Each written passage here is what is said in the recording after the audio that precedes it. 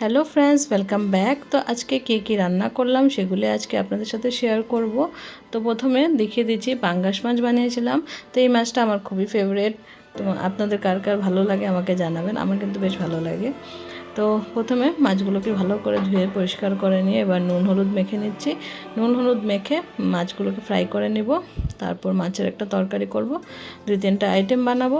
তো সেগুলো আপনারা দেখতে থাকুন, আশা করি আপনাদের ভিডিওটা ভালো লাগবে। তো এদিকে কড়াইতে তেল দিয়ে নিয়েছি। এই মাছে তো বেশি তেল লাগে না, কারণ এই মাছটা এমনিতেই তেল লাগতো, অনেকটা তেল বেরোয় মাছের থেকে। তার জন্য খুবই অল্প পরিমাণে তেলটা দিলাম। দিয়ে এবার মাছগুলো দিয়ে দিচ্ছি।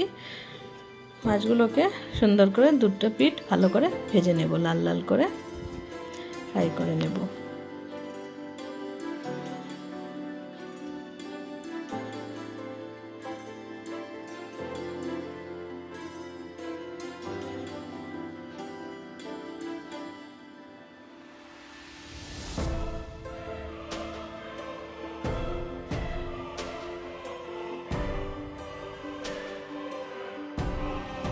তো উল্টে পাল্টে মাছের দুটো পাশে সুন্দর করে ভেজে নিচ্ছি।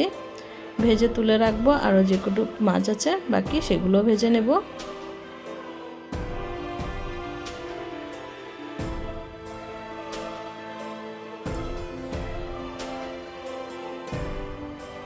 তো এই মাছগুলো নামিয়ে নিলাম, আর এইটুকু মাছ বাকি আছে সেগুলো ভেজে নেব। তো এই মাছটা আমাদের ঘরে সবাই খায়, শুধু আমার হাজব্যান্ড খায় না। তো আমার মা, আমি আর আমার মেয়ে খাবো, আর হাজব্যান্ড তো খায় না, ওর জন্য অন্য মাছ বানানো হবে। তো সেটা আর আজকে রেসিপিতে দেখাবো না। তো এই যে মাছগুলো ভেজে নিলাম, এদিকে টমেটো আর পেঁয়াজ নিয়ে নিয়েছি। দেখুন, টমেটো পেঁয়াজটা বেটে নিলাম। তো টমেটো আর পেঁয়াজ দিয়ে মাছের চচ্চড়িটা করব। এভাবে চচ্চড়ি করলে খুবই ভালো লাগে খেতে। এবার কড়াইতে একটু তেল দিয়ে দিলাম, তেল দিয়ে পেঁয়াজের বাটাটা দিয়ে দিলাম। তো পেঁয়াজ বাটাটা কিছু সময় কষিয়ে নিয়ে তারপর টমেটো বাটাটা দিয়ে দিব।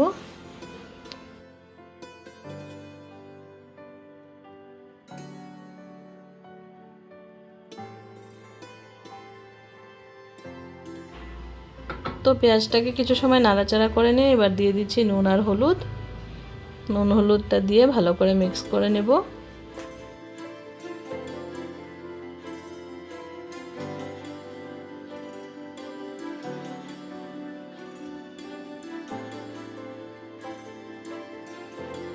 তো ভালো করে মিক্স করে নিয়েছি, দেখুন কালারটা চেঞ্জ হয়ে গেছে। এবার দিয়ে দিলাম টমেটো বাটাটা, টমেটোর পেস্টটা দিয়ে এবার সুন্দর করে নাড়াচাড়া করে নিচ্ছি। তো একটু টাইম লাগবে কষাতে, আর যেহেতু টমেটো পেঁয়াজ একসাথে কষালে একটু ছিটে, টমেটোটা দিলে স্পেশালি একটু ছিটে মশলাটা, তার জন্য একটু সময় লাগলো। আর ঢেকে ঢেকে আমি কষিয়ে নিয়েছিলাম। তো কষিয়ে নিয়ে দেখুন একদম জলটা শুকিয়ে গেছে, কষানোটা পুরোপুরি একদম হয়ে গেছে আমার। এবার আমি গ্রেভিতে যতটুকু জল লাগবে আমি দিয়ে দিচ্ছি। তো এটা তো মাছের চচ্চড়ির মতো করছি, তার জন্য আমি গ্রেভিটা কম দিচ্ছি। আপনারা চাইলে আপনারা একটু বেশি গ্রেভি দিতে পারেন, খেতে খারাপ লাগে না, ভালোই লাগে। তো দিয়ে দিলাম গ্রেভির মাপ করে একটা জল।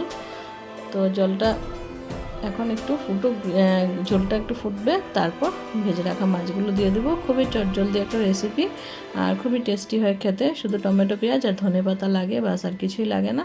এই 3টে উপকরণ থাকলে এই রেসিপিটা আপনারা ঝটপট বাড়িতে বানিয়ে নিতে পারবেন, আর খুবই মজা লাগবে খেতে। দেখুন এবার ঝোলটা ফুটে উঠেছে, তারপর আমি ভেজে রাখা মাছগুলো একটা একটা করে সবগুলো দিয়ে দিচ্ছি।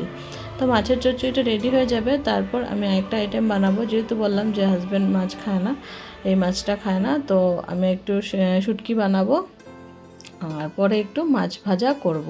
তো কাতলা মাছও এনেছিল, তো সেই মাছটা আমি ভাজা করব। ওটা আর এই ভিডিওতে আর দেখাচ্ছি না, মাছ ভাজা সবাই জানেন, তো এই জন্য আর ওইটা আর দেখাচ্ছি না। তো এখানে দেখুন রেসিপি পুরোপুরি রেডি হয়ে গেছে। এবার উপর দিয়ে ধনেপাতা কুচি ছড়িয়ে দিলাম, বাস তারপর আমাদের এই মাছ চচ্চড়িটা রেডি। এটা একটু শুকনো শুকনো রাখলেই ভালো লাগে, গ্রেভিটা একটু থিক রাখলে ভালো লাগে খেতে, তার জন্য এটা একটু ঘন রাখলেই বেশি ভালো হবে। তো এখন দেখুন মাছের চচ্চড়িটা আমি নামিয়ে নেব।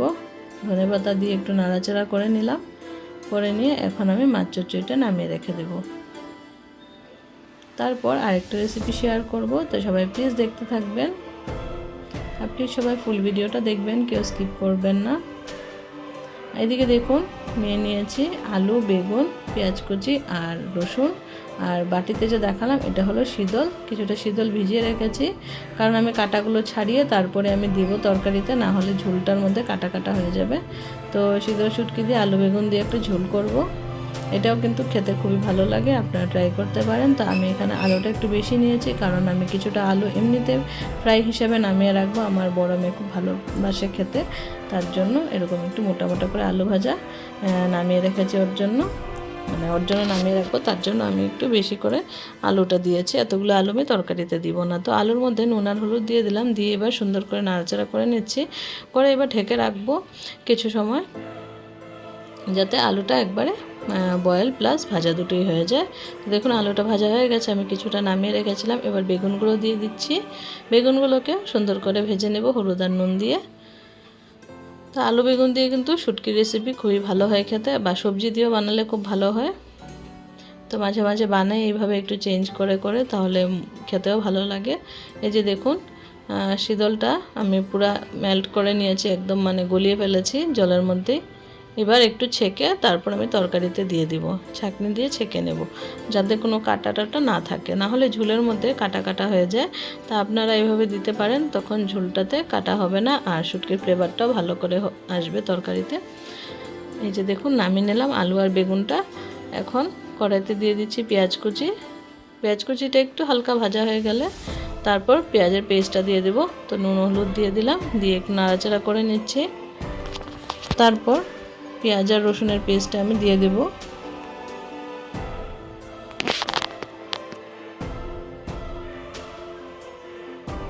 তো পেঁয়াজ ভাজাটা হয়ে গেছে, এখন পেঁয়াজ রসুনের পেস্টটাও দিয়ে দিলাম, দিয়ে এবার সুন্দর করে কষাবো, কিছু সময় কষাবো। কষানো হয়ে গেলে এখানে দিয়ে দিব লঙ্কার গুঁড়ো ঝালের জন্য। তো শুটকি তরকারিতে একটু ঝালটা বেশি ভালো লাগে, তার জন্য লঙ্কার গুঁড়োটা একটু বেশি করে দেবো আমি। তারপর দেখুন ভালো করে মশলাটাকে প্রথমে কষিয়ে নিচ্ছি, একদম সুন্দর করে মশলাটা কষিয়ে নিয়েছি, কাঁচা গন্ধটা চলে গেছে। এবার দিয়ে দিলাম লঙ্কার গুঁড়ো। তো লঙ্কার গুঁড়োটা দিয়ে ভালো করে নাড়াচাড়া করে নিচ্ছি। তো ভালো করে মিক্স করে নিচ্ছি, দেখুন সুন্দর করে কষিয়ে নিয়ে তারপর আমি গ্রেভির জন্য জল দিয়ে দিব। আর এদিকে আমি কিছুটা মাছের তেল বেরিয়েছিল, তেলগুলো রেখেছি, ওটাকেও বড়া করব। আর এই যে দেখুন আমি এদিকে শীতলের জলটা দিয়ে দিলাম ছেঁকে। তো কতগুলো কাটা বেরিয়েছে দেখতেই পেলেন আপনারা। তো প্রথমে ওটা দিয়ে তারপর সুন্দর করে একটু নাড়াচাড়া করে নিয়ে একটু কষিয়ে নিয়ে তারপর গ্রেভির জন্য জল দিয়ে দেব। তো নাড়াচাড়া করে নিচ্ছি, ভালো করে মিক্স করে নিলাম। তো মিক্স করে নিয়ে এবার গ্রেভির জন্য দিয়ে দিলাম জল, দেখুন। তো এটুকু ঝোল রাখবো, কিছুটা তো শুকিয়ে যাবে যেহেতু আলু আছে তরকারিতে। তো জাল হয়ে গেছে, এখন আলুগুলো দিয়ে দিচ্ছি, বেগুনটা একটু পরে দেব, না হলে বেগুনগুলো সব গলে যাবে আর বেগুন খুঁজে পাওয়া যাবে না। তো আলুটাকে দিয়ে ভালো করে নাড়াচাড়া করে নিচ্ছি। কিছুটা আলু আমি গালিয়ে দিয়েছিলাম যাতে গ্রেভিটা একটু ঠিক হয়। আর এদিকে দেখুন তেলের বড়াটা বানানোর জন্য বেসন নিয়ে নিয়েছি, বেসনের মধ্যে নুন হলুদ মিক্স করে রেখেছি, আর তেলটাও নিয়ে নিয়েছি। তো এটা বানানোর পর তেলের বড়াটা বানাবো। তেলের বড়া কিন্তু খেতে খুবই ভালো লাগে, মাছের তেলের বড়া। তো যে মাছটা এনেছি সেটারই তেল, অনেকগুলো তেল ছিল, তার জন্য আমি রেখে দিয়েছিলাম যে ওটাকে বড়া বানাবো বলে। তো এমনিতে বানালে তো সবগুলো এমনি গলে যেত, তার জন্য বড়া বানিয়ে নেব একটু বেসন দিয়ে। তো এই যে বেসনে ডিপ করে করে এখন সুন্দর করে বড়াগুলো ভেজে নিচ্ছি। তো বেসনের সাথে একটু চালের গুঁড়া মিক্স করে নিয়েছিলাম, মিক্স করে নিয়ে এখন বড়াগুলো ভেজে নিচ্ছি। তো আমার দু রকমের তরকারি রেডি হয়ে গেছে, আর এখন এই বড়াগুলো রেডি হলেই দুপুরের লাঞ্চ মেনু একবারেই রেডি হয়ে যাবে। আর মাছটা ভাজা করে নিয়েছিলাম তারপর তেলের বড়াটা বানানোর পর, আর তারপর ঝটপট খেয়ে নিয়েছি। তো আজকের রেসিপিগুলো কেমন লাগলো আপনাদের, যদি ভালো লেগে থাকে তাহলে প্লিজ সবাই লাইক কমেন্ট শেয়ার করে দিবেন। আর যারা চ্যানেলে নতুন বন্ধু আছেন প্লিজ চ্যানেলটাকে সাবস্ক্রাইব করে বেল আইকনটা প্রেস করে রাখবেন, তাহলে যখন আমি ভিডিওস আপলোড করব আপনাদের কাছে সবার প্রথম নোটিফিকেশান চলে যাবে।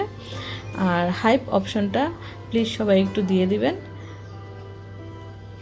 তো দেখুন বড়াগুলো একটা একটা করে দিয়ে দেওয়া হচ্ছে, যেহেতু তেলের বড়া তেল অনেকটা বেরোচ্ছে, তার জন্য তেলটা খুব কম ইউজ করা হয়েছে এখানে। একটু তেল দিয়ে জাস্ট কড়াইতে একটু তেল দিয়ে যাতে লেগে না যায় তার জন্য একটু তেল দেওয়া হয়েছে। আর দেখুন তেল উল্টো বেরোচ্ছে বড়ার থেকে। তো পুরো সাদা হোয়াইট তেল ছিল, একদম তিতো ছিল না, বেশ ভালো লেগেছিল খেতে। তো দেখুন ভালো করে উল্টে পাল্টে দুটো সাইডই ভেজে নিচ্ছি। তো তেলের বড়া কার কার ফেভারিট জানাবেন। তেলের বড়া বেশি তিতো হলে আমার একটু পেট ব্যথা করে, তার জন্য আমি খাই না। এটা হোয়াইট কালারের ছিল, তিতো ছিল না, তার জন্য আমি খেতেও পেরেছি এটা। আমি তেলের বড়া খেতে আমার খুব ভালো লাগে, কিন্তু পেট ব্যথার জন্য আমি খেতে পারি না। তো আজকের জন্য এই ভিডিওটি আপনাদের সাথে শেয়ার করলাম। সবাইকে অনেক অনেক ধন্যবাদ ফুল ভিডিওটা দেখার জন্য। আবার দেখা হবে নতুন কোনো ভিডিওতে। ততক্ষণের জন্য সবাই ভালো থাকবেন, সুস্থ থাকবেন। আজকের জন্য বাই বাই।